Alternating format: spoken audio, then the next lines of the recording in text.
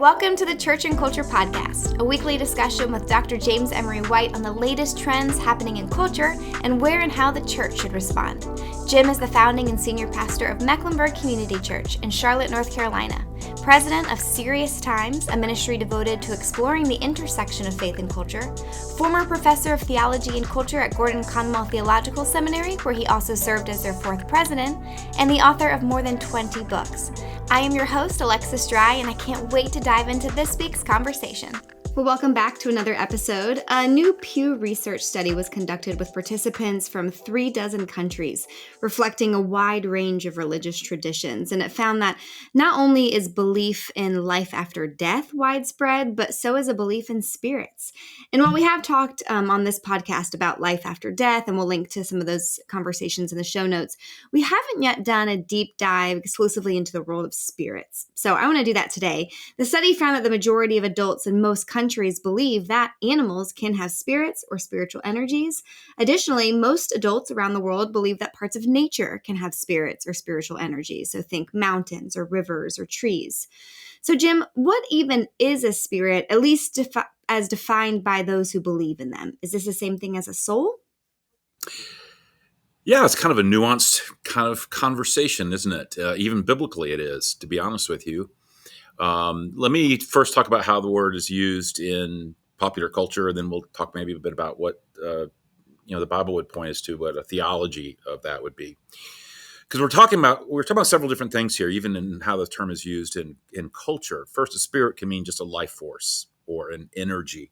In that sense, you think of a living thing having a life spirit, and that life spirit ends with their death. That's what death is. Second, it means something akin to a spiritual or metaphysical life that indwells a physical life and as a result lives on after death. If you think that's true of an animal, like a dog, then you think of that animal as having an eternal identity or an eternal essence.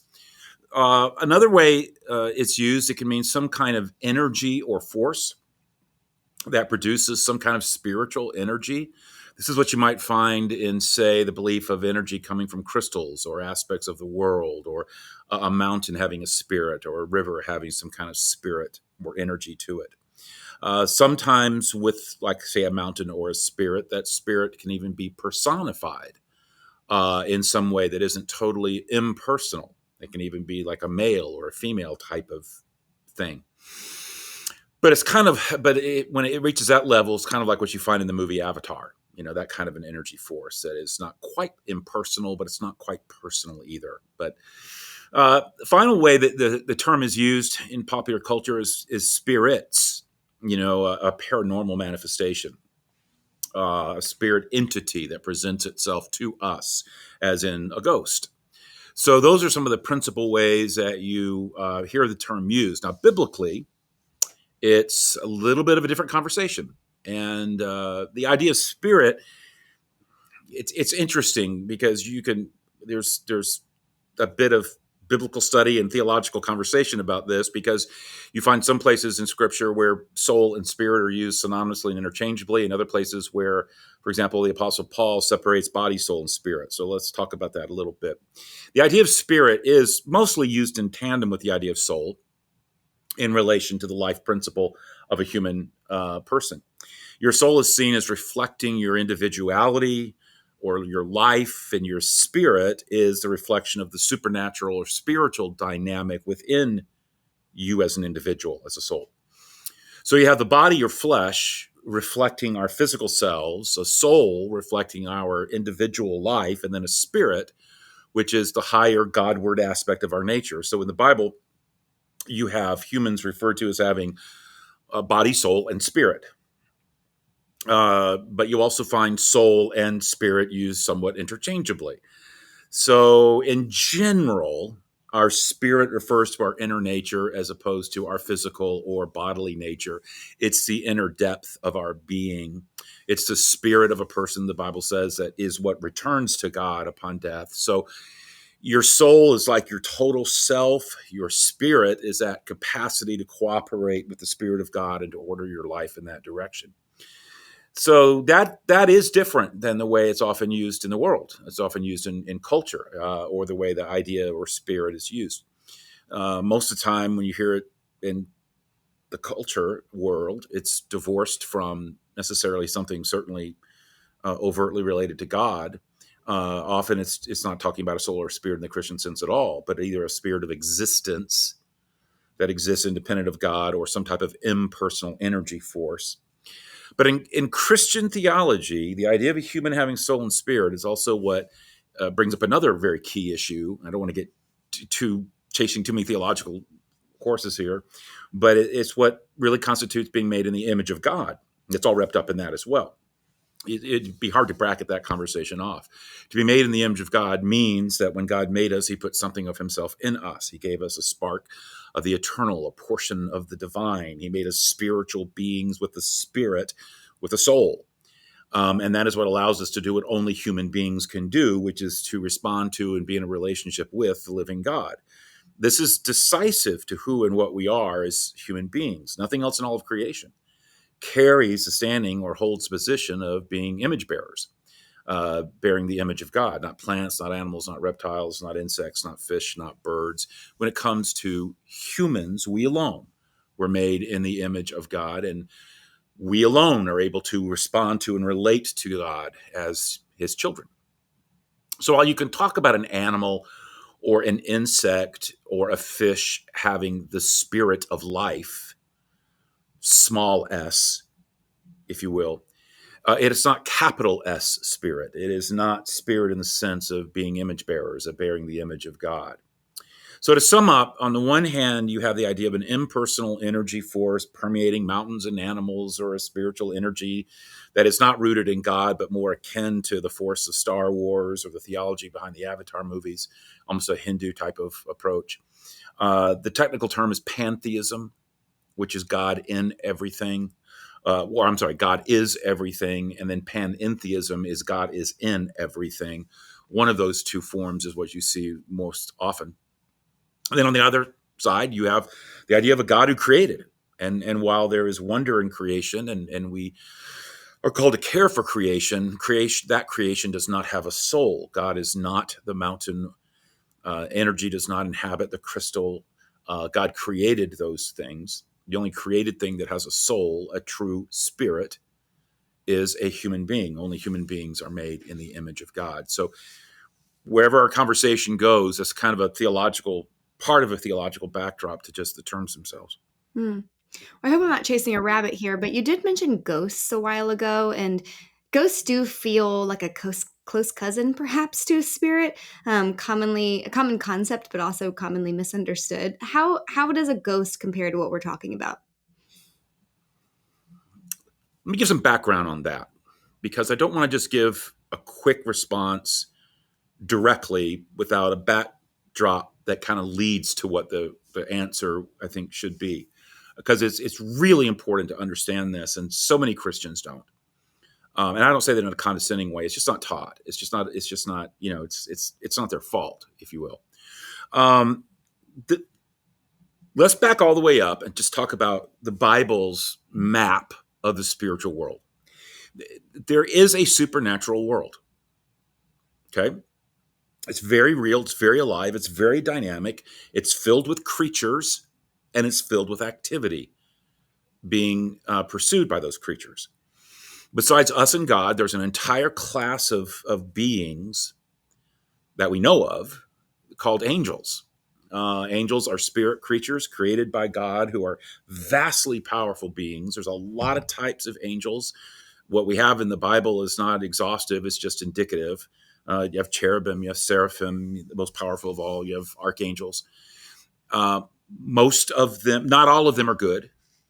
The heart of the evil in the supernatural world, and there is evil in the supernatural world, is found with Satan and his demons.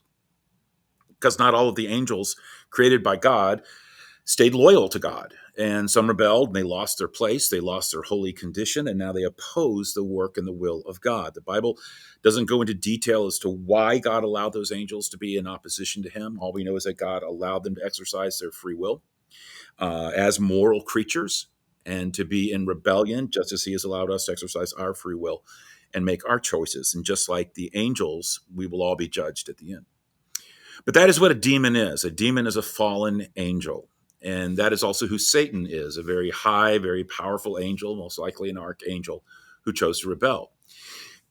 The book of Revelation hints that as many as a third of all the angels that God created chose to follow Satan into the open rebellion. And the Bible says that much of the strategy of the demonic is to try and appear as benign, to have their work, their manifestations, if you will, when they interact with human beings, to appear to be something even of God, or at least of a neutral power, or something that would lead us away from God because we would trust what they say. Or certainly they want to downplay the evil nature of their activity. Even to go so far as to actually appear as the scripture says, an angel of light. This brings us to the world of the occult, and I am getting to your question. The word occult just means that which is hidden, or secret, beyond the range of ordinary human knowledge, or below the surface of normal life.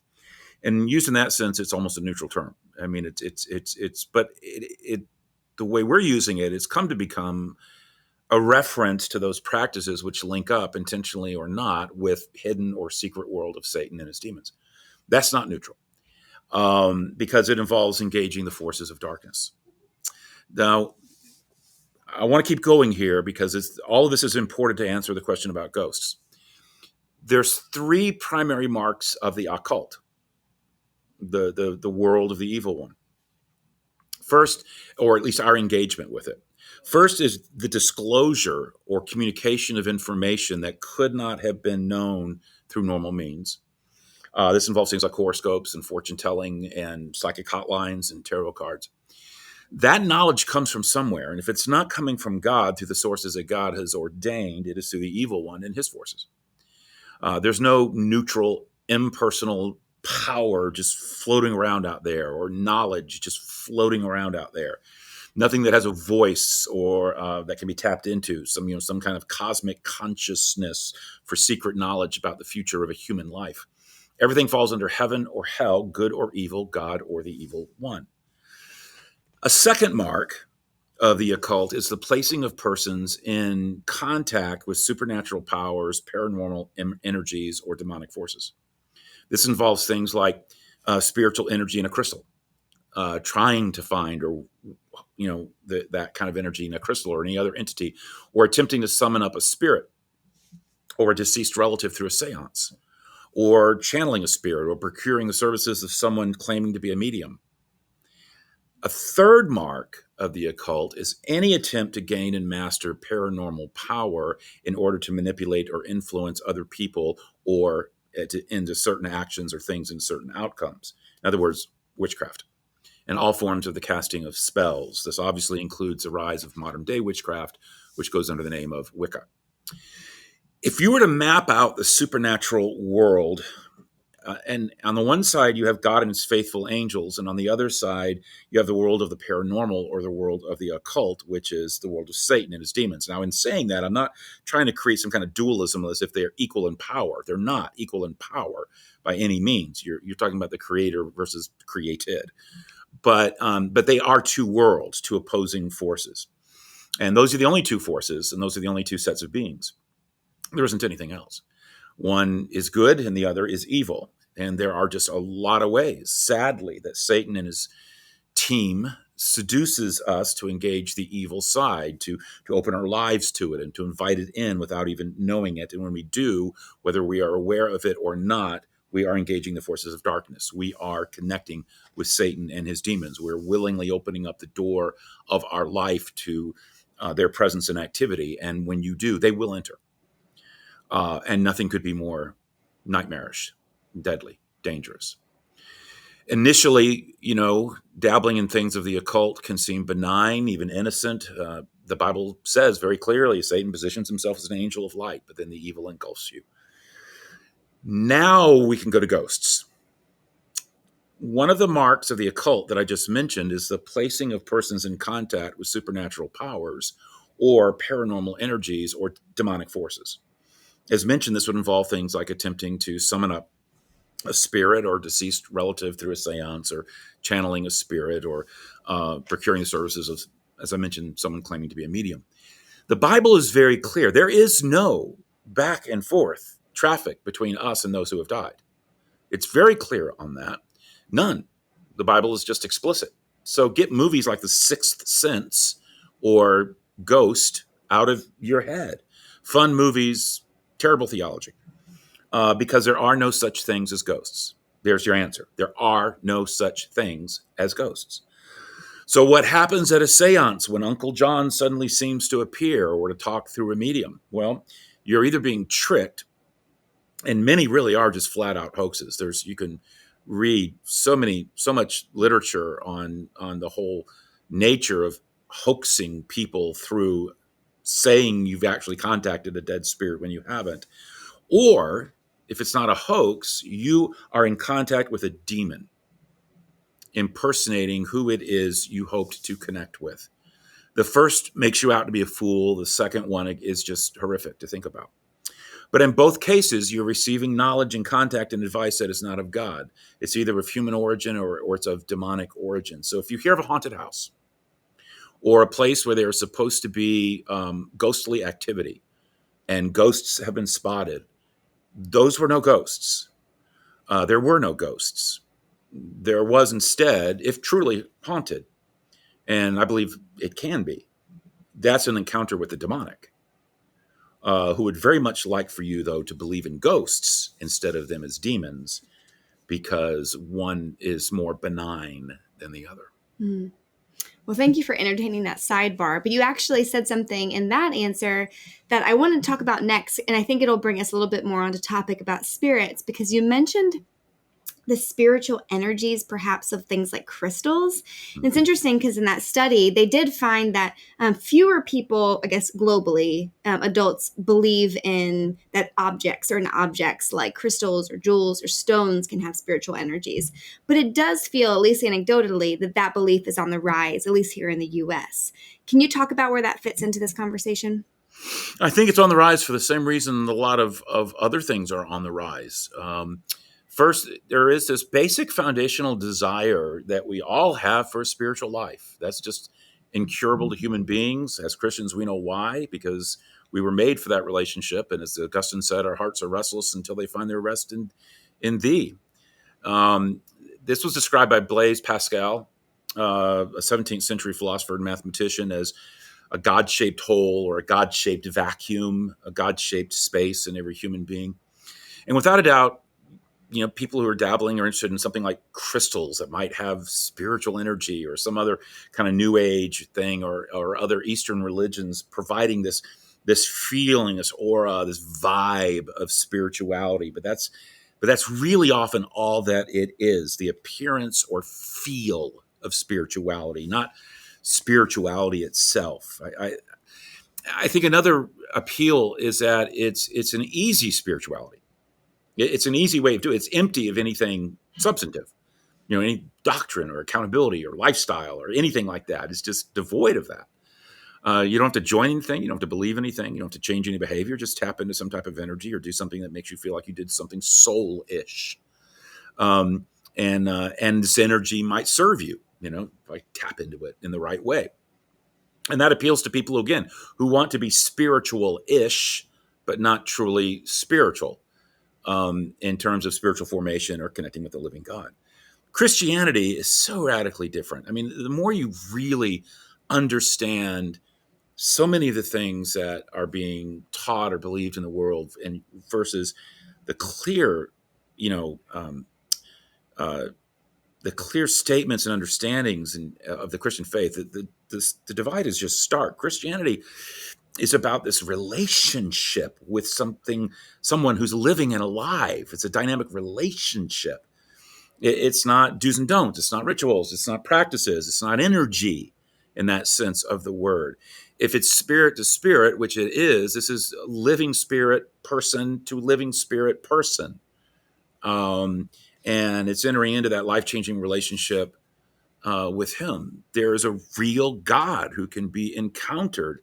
That's what our spirit within us is for, to enable that connection, because it is spirit to spirit. And and you can relate to him. He has spoken. He's given truth about himself. I mean, but what some people want is a spirituality without God, without the absolute, without the authority, without the relationship. Quite frankly, they want the relationship to be with themselves, with what they see in the mirror. They want to be their own God. This means spirituality that's just a set of emotions, just a set of feelings, worked up kind of feelings. And that means that you end up with little more than the sound of your own voice. I wonder how much that insight will inform how you answer my next question, because something else that the survey found was that in many countries, while older adults tend to be more religious than younger adults, young adults tend to be more likely to believe in spiritual ideas. Can you unpack that? It's going to be interesting for us to see how that actually does turn out. Before I answer it, because there's two schools of thought. One is, and I've blogged on this recently, and there's some interesting books coming out that are taking very different views.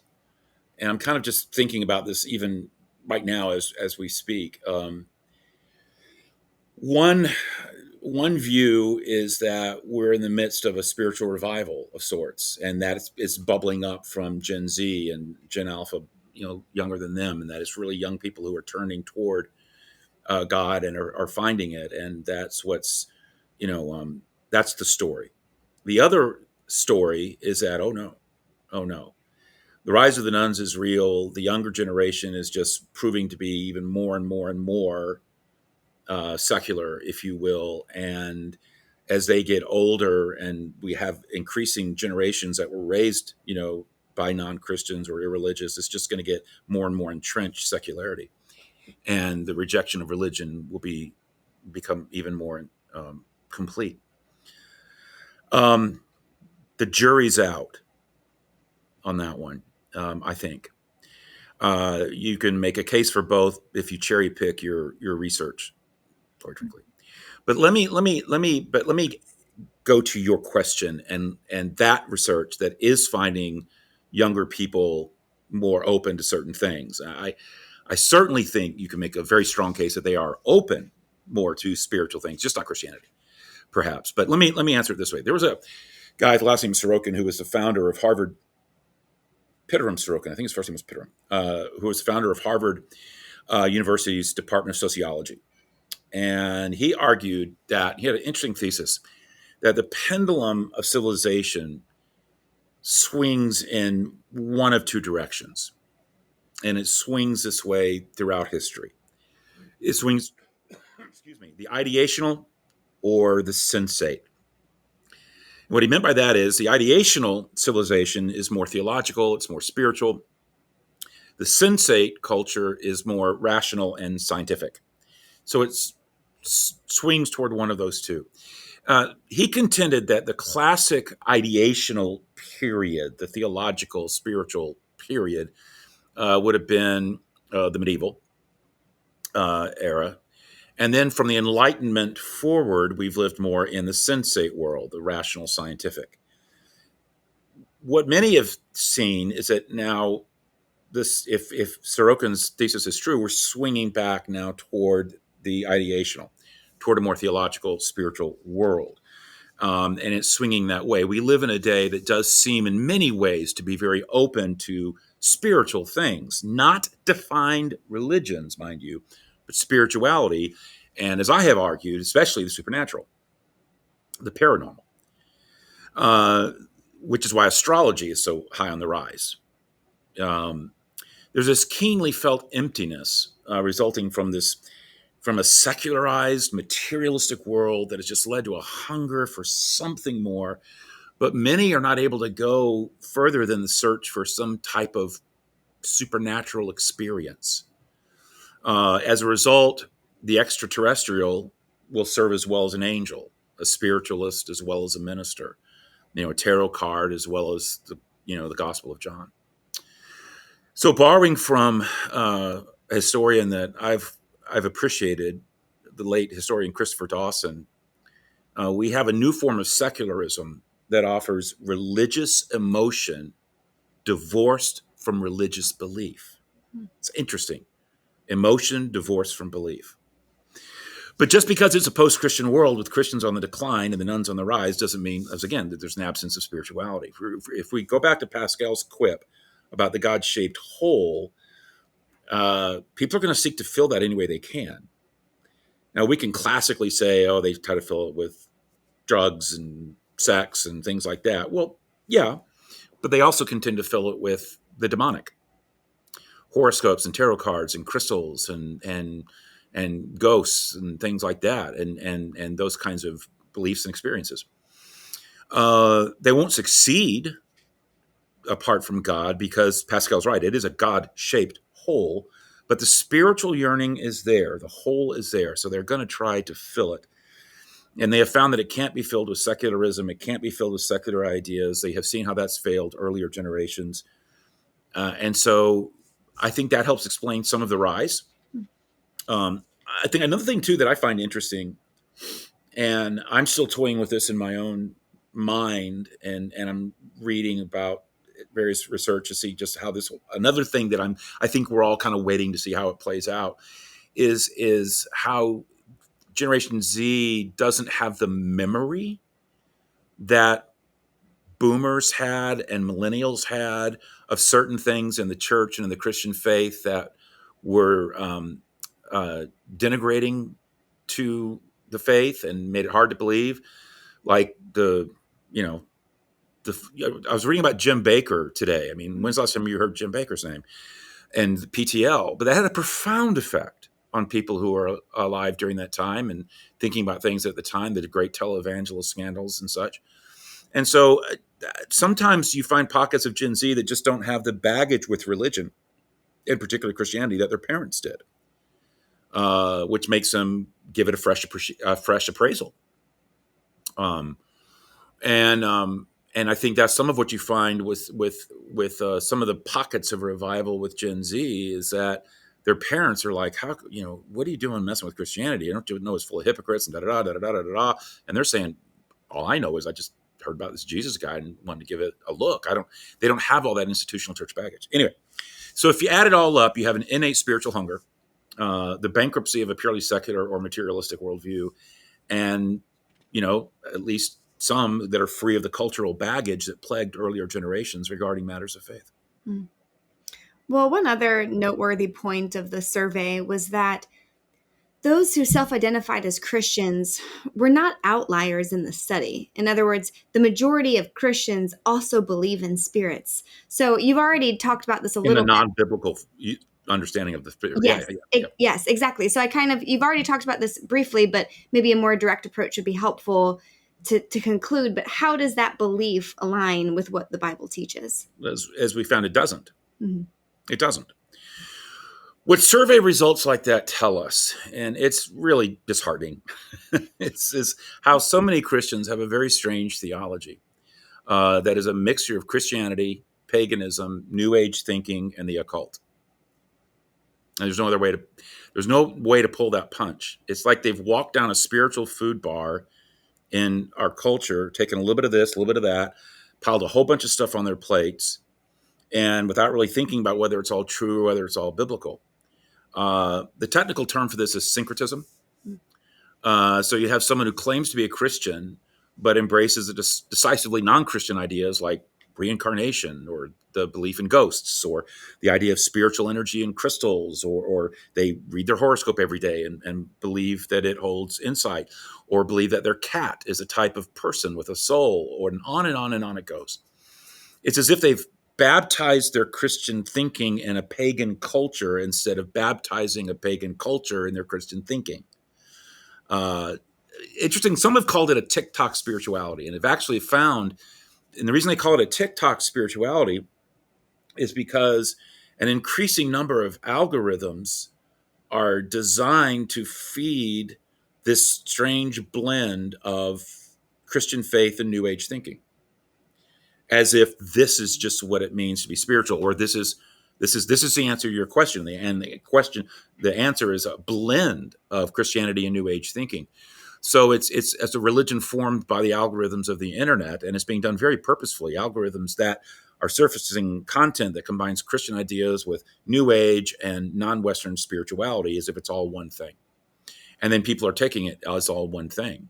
And so you'll have they just kind of pick and choose whatever they want. And you listen to someone and their thinking and their theology, and it's like, okay, you're telling me you're a Christian, but you just gave me a deeply Hindu answer. Or you're telling me you're a Christian, but you're embracing this Buddhist idea that is antagonistic toward Christianity, alien to Christianity, antithetical to the Christian faith. So what you find is people ending up with a little bit of Christianity, a little bit of Hinduism, a little bit of Buddhism, a little bit of New Age thinking, but really what you end up with is a whole lot of nothing. And so it's really, really disturbing. One of the things, and I'm really chasing rabbits here all over the place. One of the things that I find increasingly the need to do is to help Christians understand what it means to think like a Christian, and to understand what the Christian faith really says, and how that relates to what other worldviews say, so that they really see, wow, those are just not the same thing. Or, oh, Christianity is a little bit more rigorous in that particular department.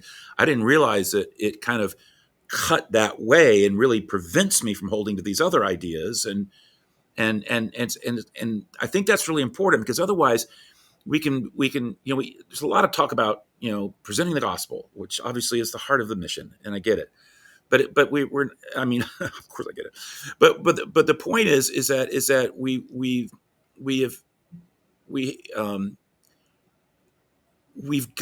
we've got Christians who think they've embraced the gospel, but they haven't, because they really don't even know what that is fully. And so there's just so much work here to be done. And so I find, just myself, I have to do so much explanation, even just leading up to the act of evangelism, or so much help to have the Christians that I serve understand what it really means to be what they say they are. Because you can talk to a Christian, literally. I mean, I've done this, and then I'll shut up. But you can talk to a Christian, and they genuinely believe in deeply non-Christian ideas. Even something is like reincarnation, or and it's unsettling. That would be a good topic to talk about more in another conversation. But until then, I'm going to resist the temptation to ask you what your spirit animal is, and instead just say thank you for this conversation. And thank you guys for tuning in. And we hope you'll join us again next week.